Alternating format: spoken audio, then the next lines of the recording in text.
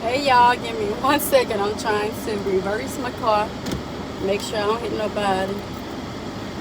Uh,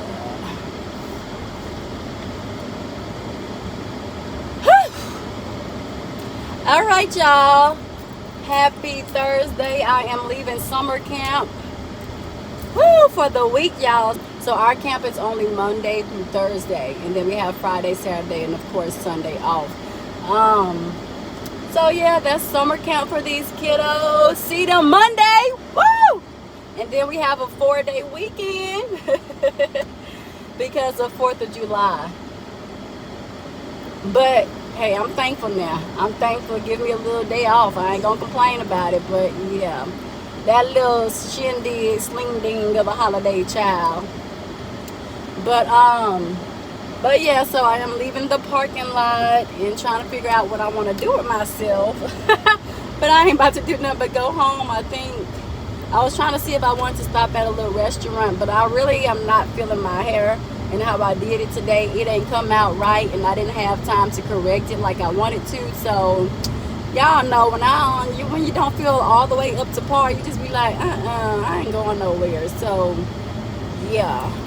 And if I go home, then I'm staying home, because then I have to drive 25 miles out to downtown, y'all, to go to the restaurant that I want to go to, and I don't feel like being downtown for real.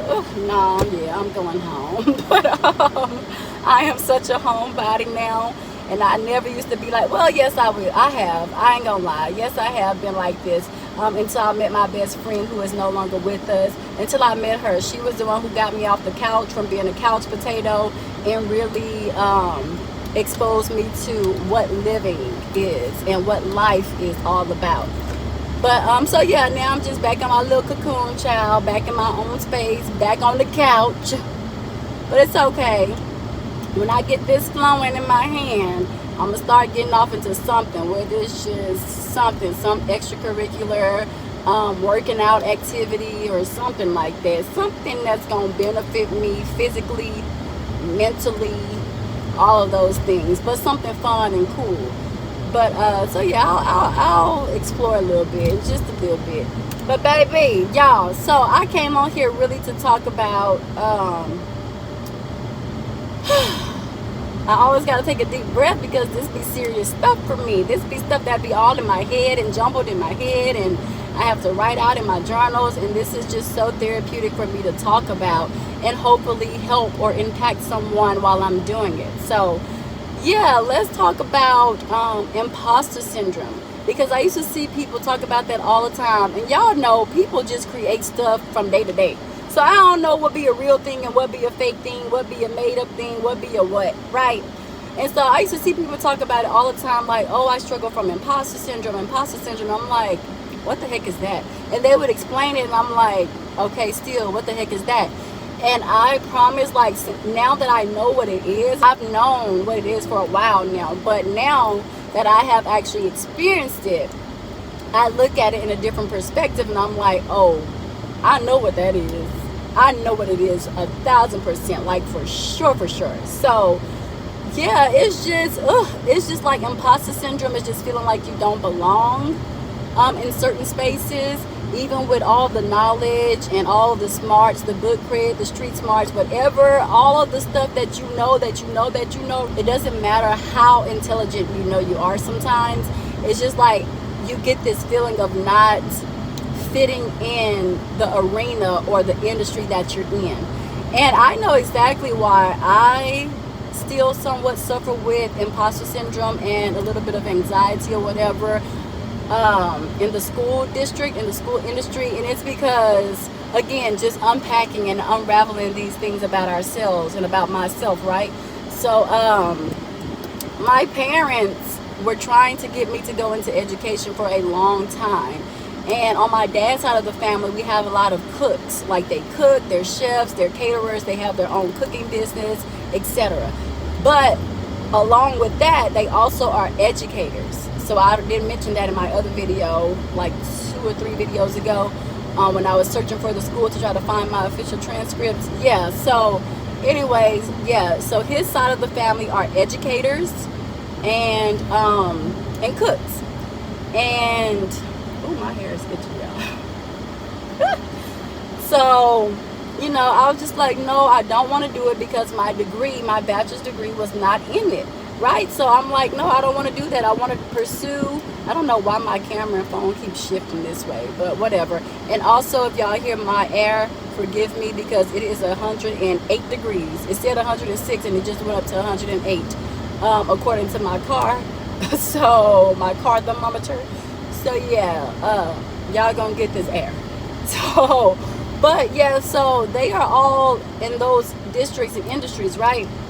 And I was just like, no, yeah, I want to go ahead and pursue what I got my degree in. And, that wasn't working out too well because the state that I live in, born and raised, Texas, is not big for film. It's not big for communication.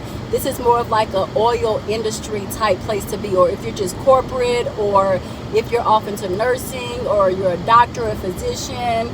And educators, yes, educators. And mostly, once again, going back to corporate. This is like a corporate-based state through and through.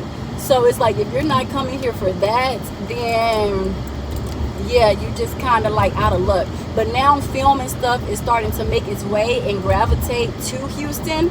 So it's becoming a thing here. But for the longest time, it was not. I'm 34 years old. So for about 20 years, it hasn't really been a thing here in Houston. So yeah, so I'm just like, it just wasn't happening. Right, so I'm just like, oh, again, that's when I started wavering. I'm like, okay, I'm trying this out in my field that I have my bachelor's degree in. It's not it. I would even apply to certain communication positions within corporate America, and it just wasn't it. It wasn't happening because, again, lack of knowledge. I didn't know that you're supposed to do internships. They never really promoted that when I was in college. So it was just like, oh, okay, I didn't know. Then you come out of college and they want 5 years of experience and all this kind of stuff. And it's like, how do y'all expect me to have this? And I'm a collegiate student, like I'm a college student that's just now graduating. How you expect me to go to college and this and that and have 5 years of real life experience in the industry? So those just wasn't working out. And then everybody started throwing educator. And I can't admit that I'm a little rebellious. I kind of go against the grain sometimes because I'm like, no, why are y'all so hung-up on trying to make me become an educator? That's not what I want to do. And really, more so, to be honest, why I didn't want to do it, why I never wanted to go into teaching, is because I did not want the lives of children in my hand. And then, just looking at the craziness and the chaos in America in general, and nobody has gun control laws. America is just this. Just throw the whole America in the trash and start over. Redo it. Okay? Let's not make America great again, because when was it ever great? Okay? We're not going to talk about that because that's a whole nother topic for conversation. Like, no. Heck no. But anyway, like, just throw it away and start over, because it's like nobody cares about nobody for real. All the higher ups and the earthly powers that be, they only care about constant monetization. Money. And nobody's livelihoods for real. They ain't got to worry about their children. They don't got to worry about their children getting hurt because they in the best of the best where there's top-notch security. If they're not getting homeschooled inside somebody's White House. Okay? Or inside the back of somebody's house where there's massive security. So they're not really worried about us little people and the black children, minority children, being safe and sound. So I'm just like, it's just crazy. So I just never wanted that pressure and anxiety and fear being placed in my hands. So that's really why I was always so resistant and hesitant to get into the education field. That's the true reason. And I told my mama about it. I don't think I ever really shared it with my daddy, because he was the one that was really just like pressing me on it because of his line, his family members, because of his lineage of educators in his family. But I don't think I ever shared that with him. I shared it with my mama once again, and she probably told him that, and he probably just felt like it was an excuse. But you can't tell me what my life is and how I feel and how I know I hang on to stuff, and how compassionate and passionate I am about stuff, especially children, because they're like the most innocent things in the world and the planet. Like, you can't tell me how I feel. You can't say that how I feel is just a freaking excuse for me to not go into that industry. You can't tell me that. So again, button heads, because it's like, how you gonna tell me that this is an excuse? You're not me. You don't know how I feel. You're not in my brain. You don't know how I feel. So yeah, that took me the longest time of not wanting to get into the education industry. But I'm here now. You know, I still struggle with that a lot. Like, sometimes I feel my heart like beating fast as I'm in front of the classroom, because it's still that fear of just like, Lord Jesus, just protect us every single day. Protect us 365 days out of the year. Protect our school, protect our hallways, protect our children, protect our teachers, our staff, our administration. And I pray that for myself and my school and everybody that's there. And then also for my mother, and then the same rolls over to my niece and my nephews, their schools that they're at, and their teachers, admin, faculty, staff, and the children that's in their presence, and of course along with them, of course. So I just pray that prayer, because this is nothing like, I'm getting better little by little, day by day. I'm trying my best to not think about that every time I get on the road to come to school and teach. But you know, it's a real thing, and we actually have drills throughout the school year in preparation of, in case of emergency. So I'll be okay until we have those drills, and then my anxiety rushes back, right? It's like, oh my goodness, y'all just stirred up all the anxiety that I had in me from this freaking drill. Like, so yeah, it can be a very much scary thing to just like face and to come to terms with. Like, that's what we're up against every day. That's why I'm like, they talking about cutting out teachers' pay and this stuff. Like, for what? Because we're literally putting our lives at stake. Then we have children's lives in our hands. Y'all just don't even understand unless you are an educator, and unless you are deeply passionate and concerned and considerate like I am. I don't know if y'all can truly understand. Unless you have kids of your own, then yeah, because you have to send your child to school and they're no longer in your guardianship. So you're putting them in our hands again. So we feel that pressure. We feel that anxiety. Well, at least I do. Maybe not everyone, because they've been in the industry for so long. Maybe they don't really feel it, and maybe they just become numb to it in a way. I don't know. But me, whew, all the time. But I'm working on it. I think about it often, but I'm working on it. I am working on it, because I don't want to live in fear. Because living in fear is not living at all. Right? And I just made a video about that. So I am just like, OMG. So yeah, basically that's why I, again, was hesitant to become a teacher. And now that I'm teaching, all of that stirs in with my imposter syndrome, because it's like, no, I don't want to teach these children. And then I'm like, they can be bad. They can be mischievous. You can't put your hands on them. You can't curse at them for sure. Like, you can't discipline them how I would, because I discipline my own niece and nephews, and I don't care who they go tell. Because who gonna check me? Because if your child is acting up and misbehaving and being bad, and my auntie hate for me to say the word bad, stop calling children bad. They're just mischievous. Okay, auntie, they bad, like I was saying. But because they can be mischievous. Exactly. It's hand in hand. They go hand in hand. Bad and mischievous. What is mischievous? Them doing things that they're not supposed to be doing. Okay. So anyway, she always want to be politically correct. I love my aunties, all of them, but sometimes some of them be getting on my nerves, because it's like, do you have to be politically correct on everything? Just chill out. It's not that serious. Goodness gracious. Like, a kiki a little bit. Laugh a little bit, right? Once in a while, once in your life. Like, come on now. But yeah, y'all, so I'm just like, I don't know if I'll like them, if I can deal with them for real. And I'm very much a disciplinarian, believe it or not. Like, I can discipline them, but with other people's children, you cannot. Because then that becomes a problem with teacher and parent.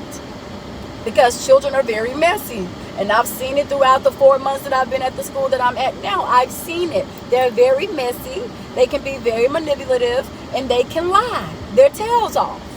So I said, girl, don't play with me because you're misbehaving. And then you go and twist that and tell your parent, Miss such and such or Mr. such and such told me that they gonna hit me in my face and to stop playing with them because I'm doing this and this and this. Instead, they gonna leave out what they did and they gonna twist the whole story around to suit them. And the parent is gonna take it and run with it because it's their child, right?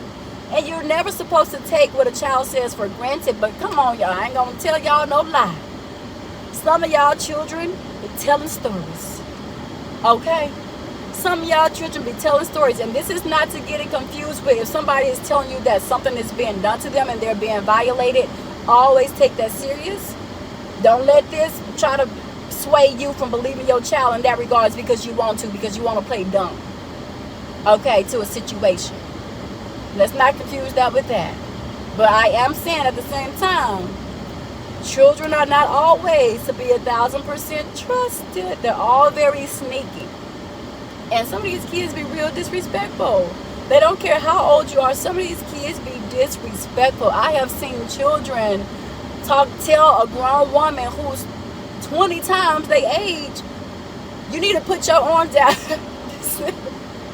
It's not funny, but it's really not funny, y'all. It's not funny. I ain't trying to laugh. It's not funny, but oh, forgive me. Oh, it's not funny, but it's funny, y'all. And I be crying, laughing. And I be like, this is I was a child. I don't know where it comes from, but I can't help it. It's just really natural.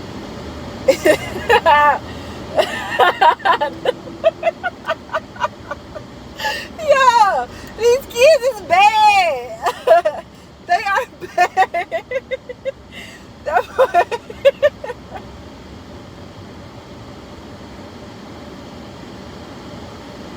Okay, get it together, Jazz. Oh Lord, that boy that told that lady.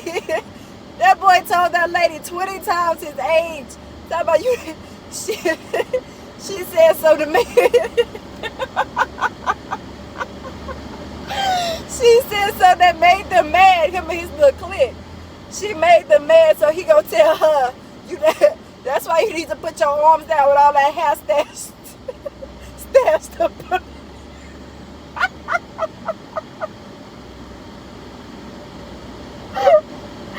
And I had to walk away because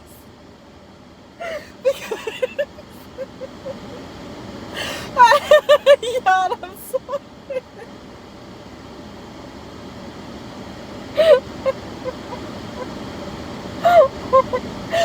I had to walk away because I was like, I saw it. I saw it too, but I couldn't side with the kids. I couldn't side with them, so I had to walk away.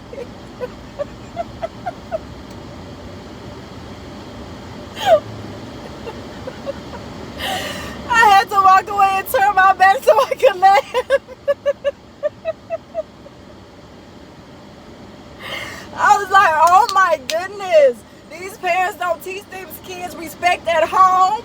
Oh my gosh. I cannot. I mean, they gonna tell you the truth. They are not gonna sugarcoat nothing because they don't know. They don't know about feelings being hurt and stuff like that. And that's where I come in because, again, I'm very big on respect. So I be checking them at the door. They may try it, but then they'll realize, oh no, this Miss Ivory. Plus, because I'm so sweet and I'm nice, but I know how to be firm, they'll start crying if I fuss at them because they feel like they know it's coming from a place of love with me. And they get very disappointed with themselves if they feel like they disappointed me. So all the way from kindergarten to 5th grade, I'll play with y'all a little bit. We can do whatever, hee hee ha ha. But when I say stop and chill out and don't play and don't cross that line and don't play like that, with me, they will stop. They'll stop. I don't care what grade it is, they'll stop. I don't care how little and how petite I am. They know, okay, we're not going to do that with Miss Ivory. We're not going to do that to Miss Ivory. And they'll come back later on and apologize because they know they was out of line. But yeah, so I done had my few run-ins with some of these children where it's just like, excuse me, say what? Pardon me, say again? And then you be, let me see, say it again. You so brave. I want you to repeat yourself, sir. Repeat yourself, ma'am. Or I'll call him by name if I know your name. Repeat yourself, Joshua. I didn't hear you quite well the first time. I like for you to say it again. And they'll get quiet because they know that means she not playing with me for real. She daring to test me so I can get sent right to that office. Yeah, that's why I'm going to walk you right to that office, sir and ma'am. Yeah. But because I'm not going to go back and forth and debate with nobody's children, with y'all children. No, we can walk you to the office though, for sure. And your parents can get called and you can politely go home just a tad bit earlier than you wanted to. Yeah. But yeah, so they don't really play with me. They've tried it, you know, like I said, I've had my run-ins with them, but then they learned their lesson. Don't let this fool you. Don't let it fool you. And then they all just run up to me, and other teachers get mad. They don't like the children running up to me and giving me hugs and stuff because they don't get that same reaction. That's not my fault, because y'all need to learn how to treat children, and y'all need to learn how to meet them on their level, but still showing that you're an adult and not a child. Okay, they don't respect childlike behavior. So I don't be blaming them kids sometimes, but sometimes they be running out. That boy said that's why you need to put your arms down with all that hair patched up under there. Yeah, so, ooh, I had to walk away, but some of y'all kids do be disrespectful though. But just the fact that I know we can't really get on them like that for real, even though I get on them, but I don't really get on them to that extent because, again, I'm not the parent. And that kind of bothers me that I can't discipline them how I want to discipline them, because I wouldn't put my hands on them. But I will get in the child's face now, but we can't do that. So yeah, so it makes it hard. And that's why I also suffer a little bit from imposter syndrome, because it be like, woo! Sometimes these kids be needing you to get out of your nice self and get into your authoritative self, because they don't be understanding for real the first time.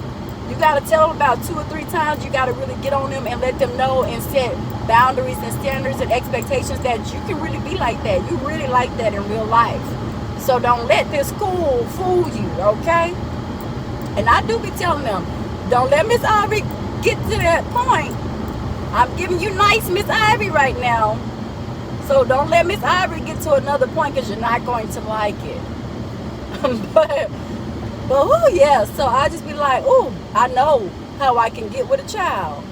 But the fact that I can't do it, I be like, oh, I feel like such an imposter, like I'm a fake and a fraud, because I still have to keep my professional mannerism and posture throughout it all. But really, I be ready to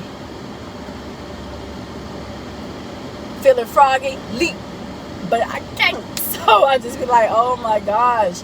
So I still I just suffer from that a little bit. And then knowing the fact that I didn't want to go into teaching, because again, like I was saying, these children can be bad, they can be smart mouth, they can be very disrespectful.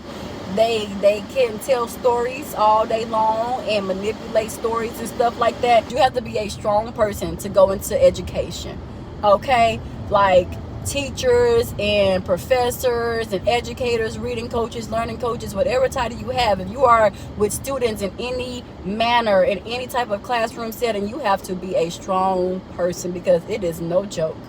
It is no joke. I don't care what your profession is, outside of being like a nurse and a doctor or whatever, and maybe a therapist, because you have to take on so many people's emotions and stories and real life traumas, right? Like, yeah, so all of those things is what an educator is mixed up in. We are also nurses, therapists, psychologists, doctors. We are all of those things, because children experience just as much as adults, believe it or not, and they have stories to tell. Okay, but yeah, man, it's a lot. So I just be struggling with a few things, man. I just be like, dang.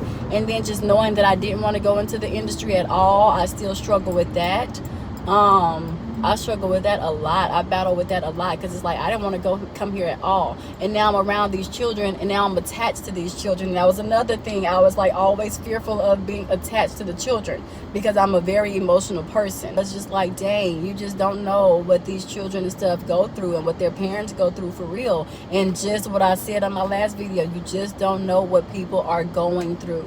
Everybody deserves to be shown grace, sometimes the benefit of the doubt, And just mercy, because oh my gosh, these people be having it rough.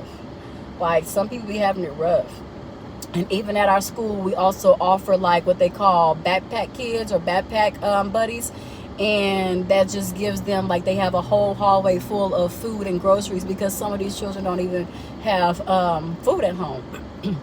And I've had children to tell me that, like, we only got milk in our refrigerator, Miss Ivory. Can I please go do a backpack buddy? And they don't even be signed up for backpack buddies. You have to sign up for it. But some of them don't be signed up. And I be like, y'all go down there and get y'all some stuff. Because they be having plenty of it. And they do that intentionally. They overly stock up or stack up on food and stuff. So anybody, even if you're not a backpack buddy, can get some. So I was like, yeah, they go give them canned good foods and cereal and juices and stuff like that to take home.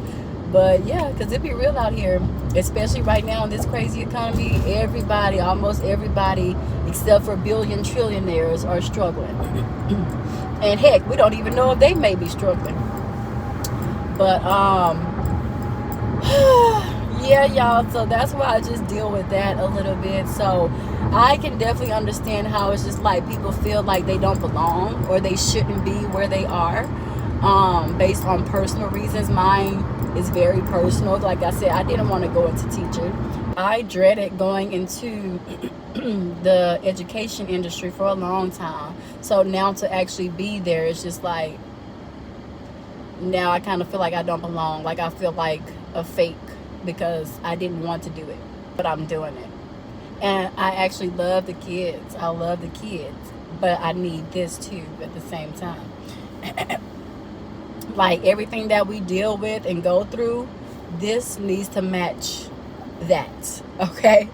This needs to match the extensive amount of work and all of the titles that we are wrapped up into an educator, okay?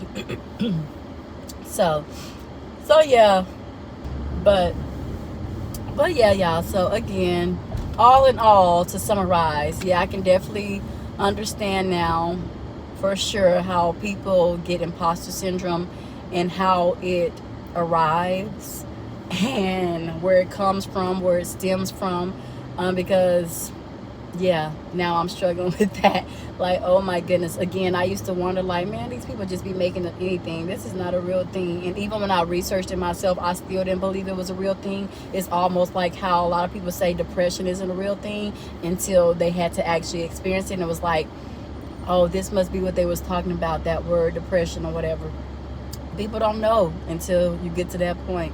And people think that you're making excuses, or it's just all in your mind. Black people love to say it's just all in your mind. It's all in your mind, until they actually experience that. Imposter syndrome. This is just, it's an ongoing process of escaping that and pulling myself out of that. And I'm sure everyone else who's going through it, it's a process of pulling themselves out of that as well, because it's a thing. Like, it's nothing to really hold on to, but I can feel like when it's stirring up in me, I start to get frantic or fidgety, or when I'm in front of my children. Like I said, when I'm in front of the classroom, sometimes I get like fidgety, and like my mind is racing and my thoughts start going all like that and crazy and wired, haywire and stuff like that. And I have to catch myself. And even today, like at summer camp, I just had to tell everybody, okay, let's stop, because too much was going on for me. I was like, this is too much going on. I'm getting overly stimulated, like overstimulated. So I need y'all to stop for a second. I need y'all on level 0, closed mouths, and for 10 minutes we are going to meditate.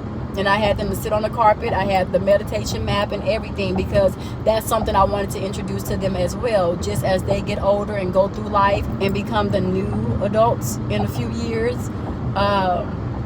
I wanted them to know how to process their feelings. And I do a lot of things that's real life scenarios, so they can know, because some people may not get taught that at home. But Miss Ivory, I'm going to teach you about life, baby. And all these scenarios and money and mathematics and reading, I'm going to teach you how to utilize them in real life scenarios, okay?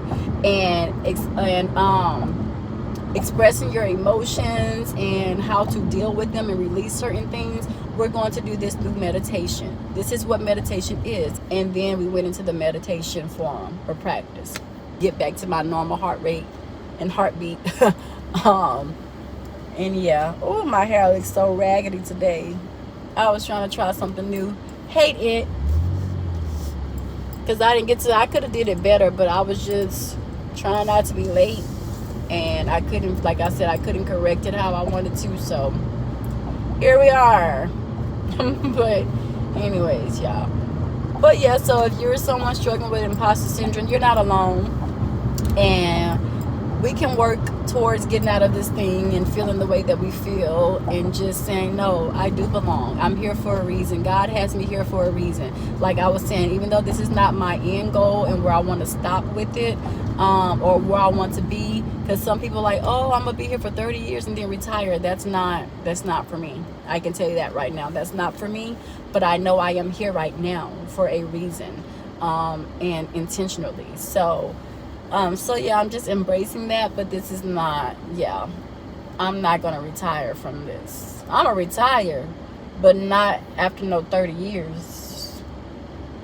You can't get 30 years of my life. I'm sorry, no. To me, that's the old school formula way of thinking. And that's what I be telling my mama when I was telling y'all that they have an old school mentality and that's how they live their life. Yeah, it's not for me, and I be trying to get them to understand it's not for me. But all right, y'all, I did not, as always, I did not plan on or anticipate this video being this long. And the fact that it's this long and I'm still driving, that lets y'all know how far I work and why I'm trying to get closer in to my side of town. This is an hour video and I am still driving. I'm not even halfway home yet. Yeah. But all right, y'all, let me get off of here. And again, we can overcome this imposter syndrome because we do belong. God has us right where we're supposed to be. We're there for a reason. Wherever we are in life, you're at this point in your life for a reason. Whether it's to grow you, to help you grow, to help you wake up, and to help things click as to what moves you need to start making to get yourself out of this situation if you don't like the situation or where you're at currently, myself included, talking to myself. So yeah, it's all for a reason, or if it's to just help someone who you may not even know needs your help, and by you being there and your presence being there, is making a world of difference in their lives, and you're making a great impact on them and you're influencing them. So yeah, in a positive way. But all right, I'm about to be so bored. Let me try to watch some YouTube videos while I'm driving now, and talk to y'all later. Let me get my phone off this thing so I can flip it to YouTube while I'm just stuck. Well, we kind of moving, but still a long way to go. Jesus, give me the patience, because these people are cuckoo and Looney Tune out here. Protect me in the almighty name of Jesus from aggressive drivers and people who struggle with road rage. In your name, thank you. Hallelujah and amen. All right, y'all. Let's get off this thing. Deuces. Bye.